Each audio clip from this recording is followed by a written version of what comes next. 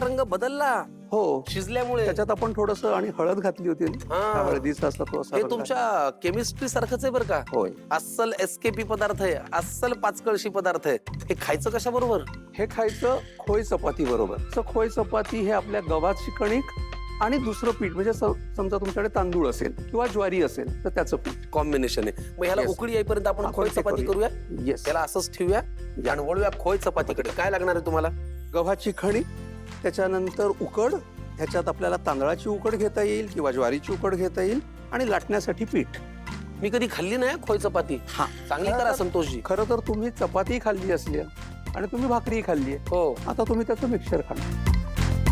ही गव्हाच्या पिठाची गव्हाच्या पारी लाटली. पिठाची पारी त्याच्यावर लाटली. काय घातलं तुम्ही? पीठ घातलं हा, तेच थोडंसं. ना. हा, थोडंसं कशाचं आपण पीठ आहे? तांदळाचं पीठ. म्हणजे जसं आपण पुरण घालतो पुरणपोळीत तसंच अगदी करायचंय. हो. ह्याच्यात खरं तर ही खूप साधी आणि सोपी हे आहे. तांदळाचं पीठ किंवा गव्हाचं पीठ आपण लाटण्यासाठी घेणार आहोत. विश्वास ठेवा, असा सुगंध येतोय, असा सुगंध येतोय की खरंच असं वाटतंय कुठल्या तरी पाचकळशी लोकांच्या वस्तीमध्ये मी आता गेलेलो आहे. कोलंबीची खारवणी आणि खोय चपाती हे आजचं आहे कॉम्बिनेशन. खारवणीचा तो झणझणीतपणा जेव्हा ही मऊ खोय चपाती आपल्यात मुरून घेते तेव्हाच जेवणाला खरी रंगत येते. चला आता तवाही तापलेला आहे. बऱ्यापैकी गोल आली आहे. मी आत्ता अगदी माझ्या इथे कॉम्प्लिमेंट होती संतोषजी की फार कमी वेळेला पुरुषांना इतकं गोल चपाती लाटताना मी पाहिलं. इतकं छान वाटलं मला, इतकं भारी वाटलं. अगदी म्हणजे बघा एक सारखी अगदी गोल, फॅन्टास्टिक. वा.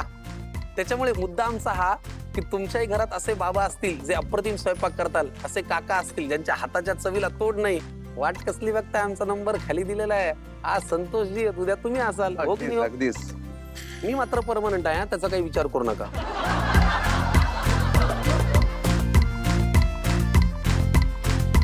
संतोषजी लीलया करतायत तेल लावून लावून. आज आहे जलवा.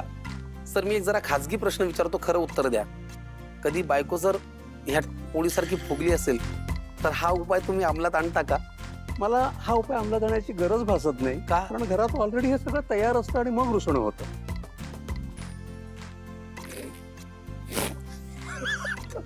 हे तयार असताना का रुसायचं कारण काय ही असतं? वेगळी वेगळी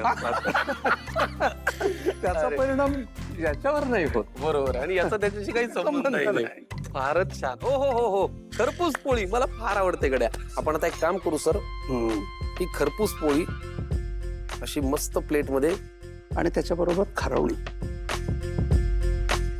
माइंड ब्लोईंग, अफलातून.